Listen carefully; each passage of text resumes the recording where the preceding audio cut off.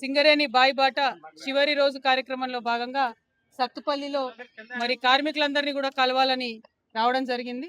ఈ సందర్భంగా ప్రభుత్వం అన్ని మైండ్ల మీద అడ్డుపడ్డట్టే ఇక్కడ కూడా మరి మమ్మల్ని అడ్డుకోవడానికి ప్రయత్నం చేసినారు.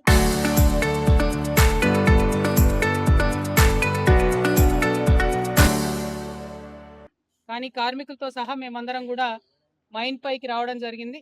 వచ్చే లోపలే మైన్లో ఉన్నటువంటి కార్మికులతోని కలవకుండా మాట్లాడకుండా ఒక చీప్ ట్రిక్ ప్రభుత్వం ప్లే చేస్తూ ఉంది. దీనివల్ల కార్మికులకు నష్టం జరుగుతుంది తప్పితే వేరే వాళ్ళకి కాదు.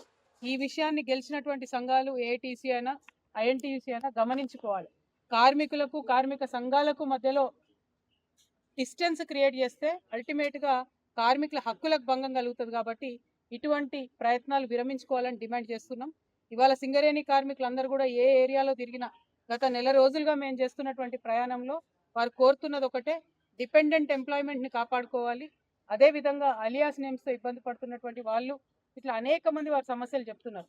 సో డిపెండెంట్ ఎంప్లాయ్మెంట్ అనేటటువంటిది చాలా పెద్ద ఎత్తున రిటైర్ అవ్వబోతున్నటువంటి అనేక మంది కార్మికులు ఆవేదన పడతా ఉన్నారు. కాబట్టి ఈ నెల 20వ తారీఖు నుండి ఒకవేళ ప్రభుత్వం కనుక స్పష్టమైన ప్రకటన చేయకపోతే ఈ నెల 20వ తారీఖు నుండి నిరవధిక నిరాహార దీక్ష హెచ్ఎంఎస్ తరఫున మరి నేను స్వయంగా చేయబోతా ఉన్నానని నేను ప్రకటిస్తూ ఉన్నాను.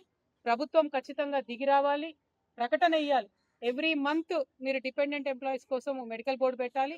ఎవ్రీ మంత్ అవసరమైతే 2 సార్లు పెట్టి పెండింగ్స్ క్లియర్ చేసి తర్వాత మంత్లీ ఒకసారి పెట్టాలి. పెట్టకపోతే మీకు ఇచ్చినటువంటి గడువు అయిపోతుంది. 20వ తారీఖున మాత్రం మేము దీక్ష కూర్చునేది ఖాయం. గాంధేయ మార్గంలో మీ మెడలు వంచేది కూడా ఖాయం అని చెప్పి ప్రభుత్వానికి హెచ్చరిక చేస్తూ, సింగరేణితో పెట్టుకున్నోడు చరిత్రలో ఇప్పటివరకు ఎవరు బాగుపడలేదు. ఇవాళ సింగరేణి కార్మికులకు మమ్మల్ని దూరం చేయాలని చూసినటువంటి ఏఐటీసీ కానీ ఐఎన్టీసీ కానీ కాంగ్రెస్ ప్రభుత్వానికి కానీ రోజులు దగ్గర పడ్డాయి. 1000 రోజులు మాత్రమే మీకున్నాయి. తర్వాత రాబోయేటివన్నీ కూడా కార్మికుల రోజులని తెలియజేస్తూ సెలవు తీసుకుంటున్నాను. Thank you. జై తెలంగాణ, జై హెచ్ఎంఎస్, జై టిఆర్ఎస్.